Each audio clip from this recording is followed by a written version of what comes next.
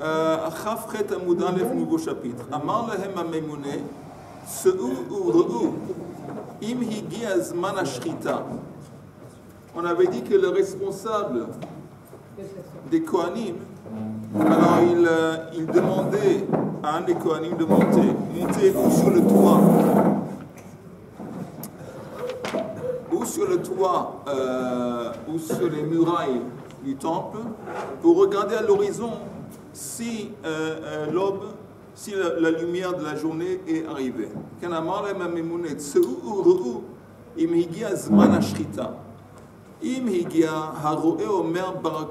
Ainsi, le type en haut, il voit, il dit ce mot Barakai. Et Rashi dit Barakai, le shon tzohar. Barakai, c'est comme quelque chose qui brille, une luminosité. Il dit Barakai. Matia ben Shmuel Omer, Heir, Penei Kol HaMizrach, Ad Shebechebron. Vehu Omer Hen. Il dit que tout l'est, tout l'horizon à l'est, il y a de la lumière qui s'est répandue jusqu'à Hebron. Il y a quelqu'un qui confirme, dit oui, on va en parler. Hebron, c'est en fait c'est le sud de Jérusalem. Oui. Lama hutzrochu lekar. Pourquoi en fin de compte on a besoin de quelqu'un qui va monter et qui va dire à quel moment exactement la lumière est arrivée? Pourquoi? Shepam achat ala me'or levana vedimu sheheir mizrach veshachatu et atamid. Parce qu'il y avait une fois que ils se sont trompés, ils ont pris la lumière de la lune pour la lumière du soleil. Il y avait quelque chose, la lumière était brillante, et ils ont pensé, bon, c'est la lumière qu'on est en train de voir, c'est la lumière du soleil qui est en train de monter. Et c'est faux, c'était en fin de compte la lune. Et ils ont fait la shrita, et on sait que on ne peut pas faire la shrita d'un animal, d'une offrande, pendant la nuit. Donc c'était invalidé.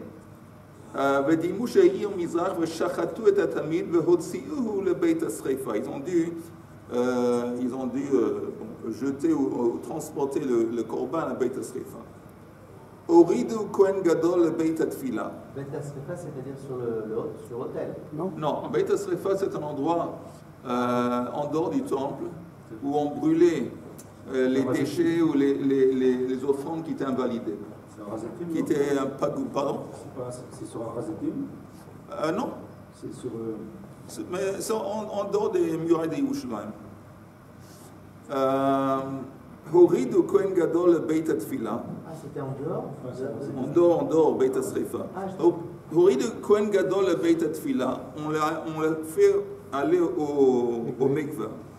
On va voir de quoi on parle. Zéaklal, ça c'est la règle dans le temple en ce qui concerne d'aller au mikveh. Zéaklal haya b'mikdash. Kol ha-meisech et raglav taun tfila. Meisech et raglav, c'est quelqu'un qui va à la toilette pour faire gdolim. Quelqu'un qui va à la toilette pour faire un gdolim, il doit aller au mikveh avant de pouvoir reprendre le service, la boda dans le temple. Tandis que kol hamatil maim, celui qui va uriner, taun kidush yadayim veraglav. Il peut se contenter de faire netilat yadayim veraglav. Il n'a pas besoin d'aller au mikveh chaque fois qu'il va faire pipi. Il fait pour tous les Kohanim. Tous les Kohanim. Maintenant, juste en parenthèse, ce terme à la fin de la Mishnah, Kol ha-meisech et raglav, si vous regardez le Rashi, Rashi qui dit, le dernier Rashi presque sur la Mishnah, meisech raglav, Rashi dit nekavim gdolim hagdolim, velashon meisech como ilan ha-meisech al-arez. Le mot meisech, c'est comme un arbre dont les branches se penchent sur le sol. Donc c'est courbé. Comme c'est courbé. Le fiche hitzrich le nekavim gdolim korea. Le fiche hatzarich le nekavim gdolim korea al birkav ou mechase gufo et raglav. Parce que quand on est à l'époque, quand on est à la toilette, on s'accroupillait, on dit s'accroupiller. On s'accroupissait. Donc le corps recouvrait les jambes. Et ça, c'est ce terme, Meisech et de Raglav Rachidim, Mechase Gufo et de Raglav. Vechen Beshoel Ktiv, Vesham Ma'ara, Vechen Beshaoul. C'est écrit Vesham Ma'ara, Veyavo Shaoul Hasech et Reglav. On retrouve ce terme dans le contexte de Shaoul qui est allé à la toilette. Ok, ça c'est la Mishnah. Si la Mishnah est claire, on continue. Alors, c'est écrit dans la Gemara. Sur la viscère, ça veut dire accroupi alors. Non, c'est celui qui va à la toilette pour faire Gdolim. Ça veut dire Mathilde. Mathilde, ça veut dire aller uriner. Gemara. Tanya Rabbi Ishmael Omer. Barak, Barakai. On a maintenant plusieurs propositions. Quelle était l'annonce? Le Kohen qui montait sur le toit du temple pour regarder à l'horizon la première lueur de la journée, quel est exactement le terme qu'il utilisait? Première suggestion, il disait Barak Barakai. La lumière a brillé, plus minus. Rabbi Akiva Omer Allah Barakai. Allah Barakai, ça laisse entendre que c'est déjà plus tard dans la matinée. Il dit que la lumière est montée. C'est pas seulement ça. Barka, c'est le soleil? Barka, c'est une illumination. Illumination. Une lueur. Allah Barka, une lueur. Oh, ça c'est la classe. Une lueur. Nechuma ben Apakshion, Omer Af Barkai Bechevron. Il disait que la lumière se trouve même sur ou près de Hebron. Mathia ben Shmuel Hamemouné à la Payasot Omer. Oh, bonne question, on va en parler. Celui qui était responsable de faire les tirages au sort à Memouné à la Payasot, Omer Heir Penei Kol HaMizrach Adshe Bechevron. Lui, il dit que le terme qu'on utilisait, c'était que la lumière, l'Est s'est illuminé jusqu'à Hebron. Rabbi Yehuda ben Beter Omer Heir Pnei Kol HaMizrach Ad Shebechebron. Veyatsu. Maintenant, juste pour répondre à cette question. Hebron, c'est plus haut, je crois, que Jérusalem. Oui. Hebron, c'est plus haut que Yerushalayim. Oui. C'est intéressant. Vas-y. Parce que le soleil, quand il se lève, selon comment tu es positionné à l'est, tu dois arriver à voir qu'il atteint Hebron. S'il était en bas dans une vallée, tu ne pourrais pas. Donc le fait que tu vois que ça atteint Hebron. Et pas seulement ça, mais. Avant Hebron que à Jérusalem. Quel est l'intérêt de parler de Hebron? Alors, je ne sais pas s'il y a un Rashi ici qui en parle, sinon je vais le dire en dehors. Pourquoi on parlait de Hebron? Parce que c'est pour rappeler les mérites des Avot.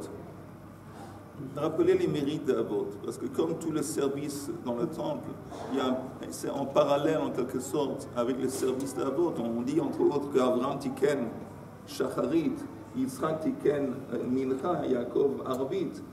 Et il y a une correspondance entre Korban Atamid Shachar et tout. Il y a ce lien. Alors pour rappeler les mérites d'Avot, on fait allusion à Hebron, en dépit du fait que c'est pas clair, c'est pas évident, que même s'ils montent sur le toit du temple, ils peuvent réellement voir la ville de Hebron, mais plus ou moins dans la direction. Ça, c'est la direction.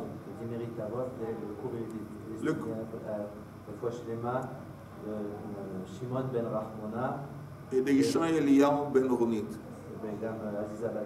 Aziza Ben Najm. On distingue. Il y a une kdusha spéciale à Hebron. Il y a une kdusha spéciale à Hebron. On dit autant que la kdusha qui est sur le mont du Temple. On a vu ça? C'est sûr que c'est spécial. Je ne sais pas, moi, on n'a pas le droit d'aller sur le mont du Temple et Hebron, on a le droit. Oui, ça aussi, j'ai entendu que celui qui tient Hebron, il tient Jérusalem. Ça, je n'ai pas entendu. J'ai entendu que celui qui tient Yericho, il tient Yerushalayim. Je n'ai pas entendu ce Hebron. Mais ce qui est intéressant, maintenant qu'on parle de Hebron, si on ouvre la parenthèse, on a ouvert la parenthèse. Alors, c'est tout de même intéressant que le premier morceau de terre en Israël, qui a été acquis, Mamash, par le premier juif, c'est un lieu d'enterrement pour sa femme, pour Sarah. C'est intéressant. Et ce qui est aussi intéressant, que le Midrash dit que quand ils étaient en Égypte, Abraham et Sarah, Sarah a été, comme la Torah décrit, elle a été enlevée par Paro. Et le Midrash dit que pendant qu'il était dans le palais de Paro, il lui a promis, il lui a donné, en tant qu'expression de son amour pour elle, la terre de Goshen. Et donc il savait que plus tard, quand ils se sont descendus en Égypte, ils sont restés dans une terre qui vraiment, en fin de compte, a été livrée aux Juifs à travers Sarah. Mais on voit ce rapport entre la terre et entre la femme, mais pas seulement ça. Vous savez que dans Keikinyan, les façons qu'on peut acquérir une femme dans un mariage, une des façons qu'on peut acquérir une femme dans un mariage, c'est à travers l'argent. Le Kinyan Kesef. On apprend ça de la paracha. C'est écrit, Abraham dit à Ephron, Natati Kesef Hasade Kach Mimeni. Je t'ai donné l'argent du champ. Et c'est intéressant que cette phrase, c'est une des bases pour comment on peut épouser, comment on peut acquérir une femme dans un mariage. On voit donc un lien très fort entre la femme et entre la terre. Et en anglais, on dit, il y a cette expression en anglais, motherland. Motherland, c'est la terre de la mère. J'imagine qu'en d'autres langages aussi. Non, en français, c'est le contraire, patrie. Ah, ok, la patrie. Ils sont toujours à l'envers, les Français. Mais en attendant, quel est le lien? Parce que c'est intéressant que quand quelqu'un il veut acquérir un objet, quelqu'un il veut acquérir des biens, des objets, il sent que les objets lui appartiennent. Les seuls objets qu'il acquérit, qu'il sent que lui, en quelque sorte, il appartient à l'objet qu'il acquérit, que lui, ou Shayar, il appartient, c'est la terre et la femme. Quand quelqu'un il achète une terre, il sent qu'il est lié, souvent, ce sentiment qu'il est lié à la terre. Il est rattaché à la terre. Ce sentiment de rattachement, quand, bien sûr, envers une femme, il sent qu'il est rattaché, il est attaché à la femme. Il ne sent pas attaché à n'importe quel autre bien qu'il pourrait avoir. Il ne sent pas qu'il est attaché à son frigidaire, à sa voiture, pas un sentiment d'attachement. À la terre, à la femme, oui. Et bien sûr, pourquoi? Parce que la terre et la femme, c'est la source. Il y a un mot pour ça. C'est la terre et la femme, ils sont fertiles. Oui. C'est la fertilité. Oui, alors pourquoi justement c'est comme ça que l'homme il ressent comme ça? Parce que l'homme il vient, la source de l'homme c'est la femme et la source de l'homme c'est la terre. Donc c'est un retour aux sources. Et c'est pour ça que c'est très intéressant que Hebron, aussi le mot Hebron, c'est Chibour, c'est le lien. Et ce lien en fin de compte il est basé, c'est une synthèse entre le féminin, la mère, et entre la terre. Et la terre. Ce lien a été dénaturé. Pardon? Ce lien a été dénaturé, je crois vers le 11e, 12e siècle, par les goïms, entre l'argent que possédaient donc les usuriers juifs et la terre. La terre était kadosh pour les goïms et l'argent était donc rejeté. Donc à ce moment-là, il y a une coupure vraiment. Bon. Il y a Simone de Beauvoir, je pense qu'elle était juive. Non. Elle n'était pas religieuse. Non, Simone de Beauvoir, mais elle avait dit elle a dit une fois que un des besoins le plus profond de l'humanité et le moins reconnu, c'est le besoin d'appartenir, de Ishtaychut. Comment on dit Ishtaychut? D'appartenance. C'est le besoin d'appartenance. Et c'est vrai qu'il y a un besoin profond dans l'âme humaine, dans l'homme, de sentir que j'appartiens à cet endroit, j'appartiens à ça.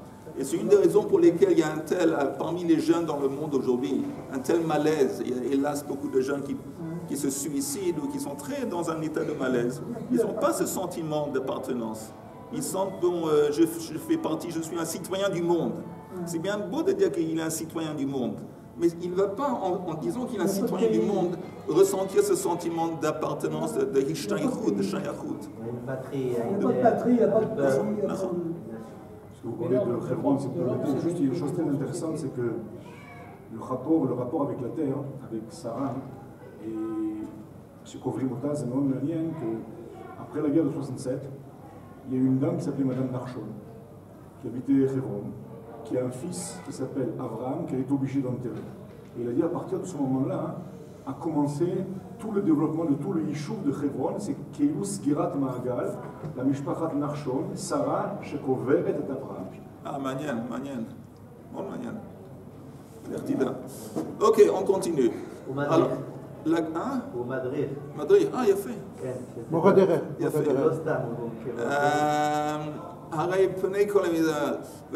Et le dernier signe, c'était Veyatsu kol ha'am ish ish li melachto.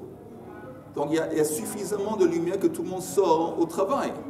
Mais la Gemara s'étonne. Ihachi nagalei tuva. S'il y a suffisamment de lumière pour que les ouvriers vont sortir au champ travailler. Alors ça veut dire qu'il y a tellement de lumière. Je n'ai pas besoin d'un type qui est monté sur le toit, guetter à l'horizon, on voit quand. S'il y a suffisamment de lumière que les gens, tout le monde sort de leur maison, ils vont au travail, ça veut dire qu'il y a beaucoup de lumière. Je n'ai pas besoin d'un type qui est monté. Et la Gemara explique de quoi on parle. L'iskor po'alim ka'amrinan. On ne parle pas des ouvriers eux-mêmes, on parle de celui qui va employer les ouvriers. Un petit peu comme aujourd'hui, avec les Israéliens, et quand on voit ça avec les Arabes, souvent on voit que les employés israéliens, les employeurs, ils vont sur la route très tôt, et ils embauchent, ils attendent et puis ils embauchent. Mais eux, ils doivent se lever encore plus tôt en quelque sorte. Donc on parle de lui, quand on parle suffisamment de lumière pour employer, on parle de l'employeur et pas des ouvriers eux-mêmes. Oui, mais il y a un problème. Quel est le problème? C'est ça ne marche pas le Shabbat. C'est vrai, mais la lumière qui va jusqu'à Hebron... Ça marche le Shabbat. Oui. Amar Rav Safra. Slotei de Abraham, la prière d'Abraham, et c'est quoi cette prière d'Abraham dont on parle maintenant? C'est d'abord qu'on parle de Mincha. On parle de Mincha, en dépit du fait que j'ai dit avant que la prière d'Abraham c'est Shacharit. Mais ici on parle de Mincha. Parce que Rashi dit Slotei de Tfilat Ha'erev Shelo. Ha'erev c'est pas le soir, mais c'est l'après-midi. Slotei d'Abraham. Mais qui mashcharei kotlei? À partir de quand est-ce qu'on peut prier Mincha? Au moment que les murs deviennent sombres, s'assombrit. Ça veut dire quoi s'assombrit? Le moment que le soleil commence, il est en haut, il commence à incliner vers l'ouest. Oui, alors le moment qu'il commence à s'incliner vers l'ouest, il y a déjà un peu d'ombre qui s'étale sur le côté est du mur. Alors ça, c'est à partir de ce moment, on peut prier Mincha. Amar Rabbi Yosef, Anan, me Abraham, Nekum, Venigma. Il dit, on peut apprendre, nous, on va se comporter comme Abraham. On va prendre Abraham en tant qu'exemple. C'est lui qui nous enseigne à partir de quelle heure on peut prier Mincha. Amar Rabbatana, Gamar, me Abraham. Je m'excuse, j'ai mal expliqué. Amar Rabbi Yosef, Anan me Abraham nekum benigma. Est-ce que tu veux qu'on va apprendre d'Abraham? Ça veut dire, j'ai dit, Bata le lamdeinu liyot zrizin qu'Abraham. Abraham c'est connu qu'il était zariz. Alors tu ne vas pas l'utiliser quelqu'un qui était un cas en quelque sorte extrême et dire que tout le monde va se comporter comme lui. Il a commencé Mincha très tôt. Alors Amar Rabba, Tana Gamar me Abraham. Le Tana, lui, oui, il utilise Abraham en tant qu'exemple. Et nous, on ne va pas apprendre de lui. Détail, c'est enseigné dans la Braïta. Regardez la classe. La classe. On a un petit morceau de Gemara qui parle de Brit Mila. Regardez, incroyable. Alors, Uvayom Hashmini Yimol Besar Orlato. Melamed Shekol Hayom Kasher le Mila.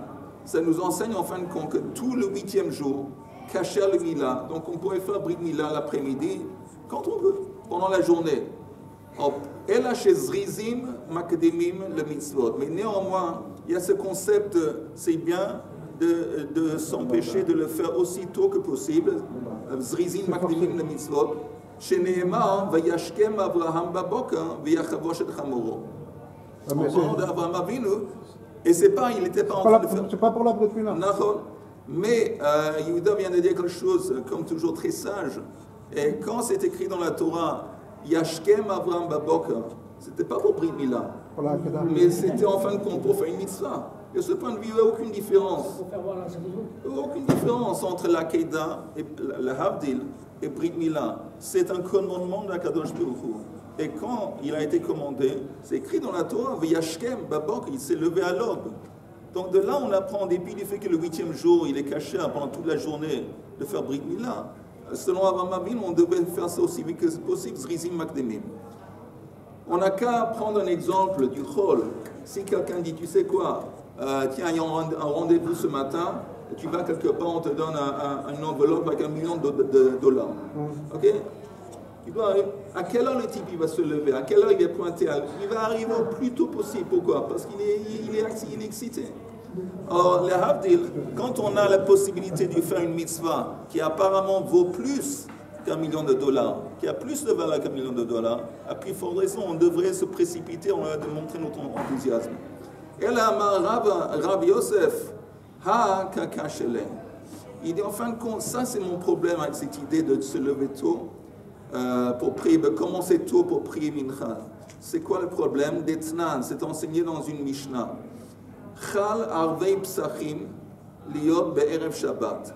Quand la veille de Pesach, c'était la veille de Shabbat. Alors qu'est-ce qui se passe? On ne peut pas cuisiner le Korban Pesach pendant Shabbat. Donc il fallait faire la shrita du Korban Pesach assez tôt pour permettre de finir de cuisiner le Pesach avant la tombée de la nuit, du soir, avant le soir de Erev Pesach.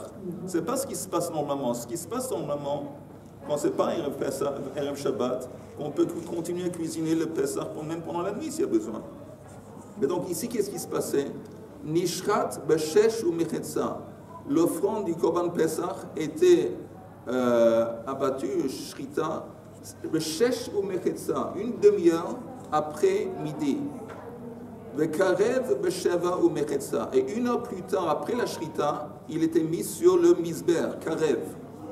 Alors la Gemara demande, v'nishrate, mais qui mashkarei kotle. Si tu me dis que le temps de mincha, c'est le moment que les murs s'assombrissent, et le moment qu'il y a l'ombre, parce que le moment que le soleil commence son inclination vers l'ouest. Pourquoi 6h30? Pourquoi ici on dit le plus tôt possible? Il faisait la shrita du Korban Pesach dans le scénario où Pesach c'était la veille de Pesach, c'était la veille de Shabbat. C'est quoi le plus tôt possible? On voit que c'est non, parce que c'est écrit ici dans la Mishnah. Ça devrait être Chatzot Hayom. Oui, ça devrait être Chatzot Hayom. Ça devrait être une minute après, à partir de après Chatzot Hayom. Mais c'est pas écrit comme ça, c'est écrit Shesh ou Mechetza. Ça, c'est la Kushia. Alors la Gemara dit, Maï Kushia, c'est quoi ton problème? Vedilme kotlei de Beit HaMikdash, Shesh ou Mechetza, Mashkare. Si l'indice, c'est que le moment qu'on voit qu'il y a l'ombre qui commence à s'étaler sur le côté du mur, c'est possible que les murs du temple étaient construits de façon qu'en bas, la base du mur c'était plus large, et quand ça montait, c'est devenu plus étroit. Et de cette façon, l'ombre s'étalait seulement avec un décalage, disons, d'une demi-heure. Donc, le critère, c'est vrai, le critère, c'est que le moment que l'ombre commence à s'étaler sur les murs. Mais ici, pourquoi dans le temple? Parce que c'est possible que les murs étaient construits de cette façon, qu'ils étaient plus pointus en haut, et donc l'ombre s'étalait un peu plus tard. Pourquoi? Le chemin de l'homme est tuva. Ils n'étaient pas mechouvanim, ils n'étaient pas construits exactement comme il fallait. Une autre explication. Inami shainei Abraham. Dans le cas d'Avraham Avinu, qui a commencé à prier 1 minute après Chatzot Hayom, c'est différent. Pourquoi c'est différent dans le cas d'Avraham Avinu? Pourquoi nous on ne se comporte pas comme lui? Parce que nous on sait que la halakha est que Mincha, ça commence une demi-heure après Chatzot Hayom, qui est un Mincha Gdola. Alors pourquoi on ne fait pas comme Abraham? Abraham, lui, commence à prier tout de suite après midi. On le dit parce que Abraham, il était spécial. Shainei Abraham, deitstagninut Gdola haïta belibo. C'était un grand expert, un expert mondial dans l'astrologie. Astronomie. J'allais dire l'astrologie et l'astronomie, dans les deux. Dans toute la chorma, en fin de compte, c'est l'astrologie plus tard, mais c'est les deux. Dans les deux. Il était un moumché dans les étoiles. Par exemple, c'est écrit dans la Torah que quand Akadosh lui a dit, tu sais quoi, je vais te donner beaucoup de descendants, et Avraham Avinu répond à Akadosh Baruch Hu, mais je vois que dans le mazal, mon mazal, je ne vais pas avoir beaucoup d'enfants. Je ne vais pas avoir un enfant du tout. Alors, Kadosh Baruch Hu sort, ça veut dire quoi? Sort dessous les étoiles et regarde au-dessus des étoiles. Nous, on dit tout le temps, En Chadash Tachat HaShemesh. C'est vrai que sous le soleil, sous le système des planètes, il y a le monde naturel qui fonctionne d'une façon selon les lois naturelles. Il dit, c'est vrai, ce que toi tu vois, la façon que le monde se déroule selon la nature, et c'est souvent, on peut le lire selon la position des étoiles. Ça c'est vrai, mais moi ce que je te dis, c'est un truc surnaturel. Alors, regarde en haut, et là tu vas voir que c'est possible, parce que Ein Mazal Israël, c'est là où on apprend entre autres Ein Mazal Israël. De toute façon, ça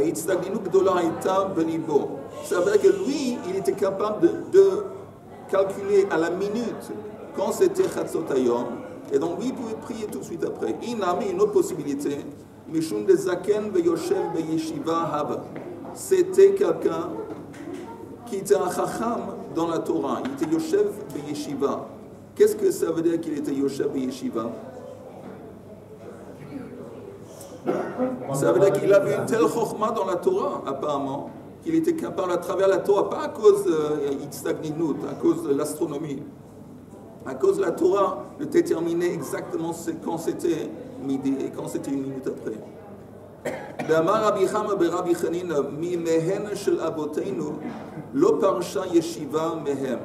Depuis le début du peuple juif, depuis le début d'Avot, il y a toujours existé au sein du peuple juif Yeshiva, un endroit où on apprend, on s'assoit, on apprend la Torah.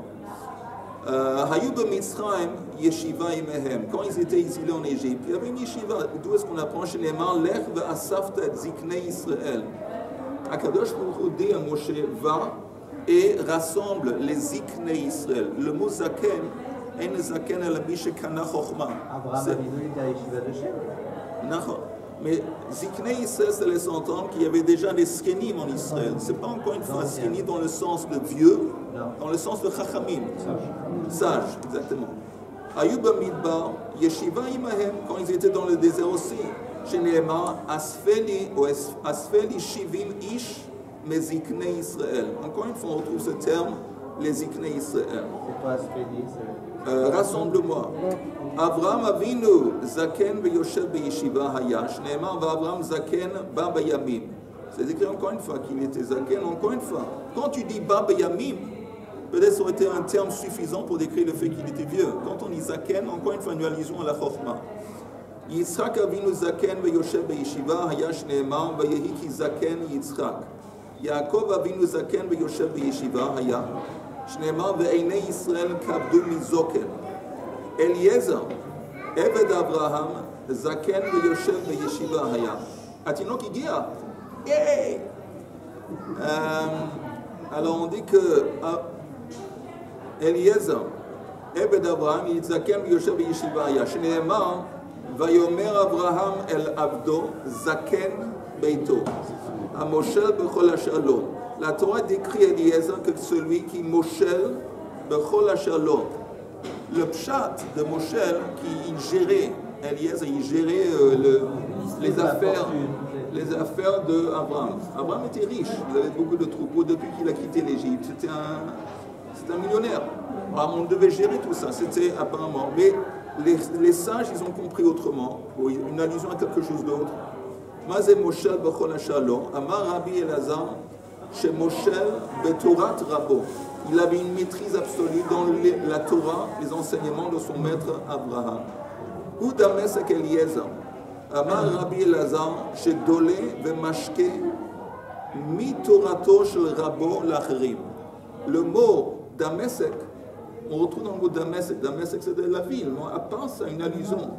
Dolé, Vemashke. Dolé, il cuisait dans le puits de la chokhma de son maître, et pas seulement ça, après il enseignait les autres. Vemashke lachrim, la grandeur de Eliezer. Encore un tout petit peu. Amar Rav, qui aime Avraham Avinu kol la Torah kula. Il y a une opinion qu'Avraham Avinu a gardé toute la Torah. Shneemar, ekev asher shama Avraham bekoli. Le verset dit je n'ai pas le verset ici, mais ça continue,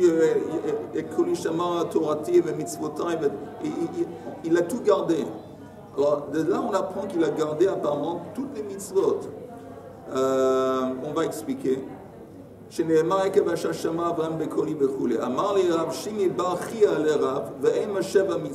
quand on dit qu'il a gardé mitzvot, on parle uniquement des mitzvot qui s'appliquaient à l'époque d'Avraham Avinu, les 7 mitzvot de Noach.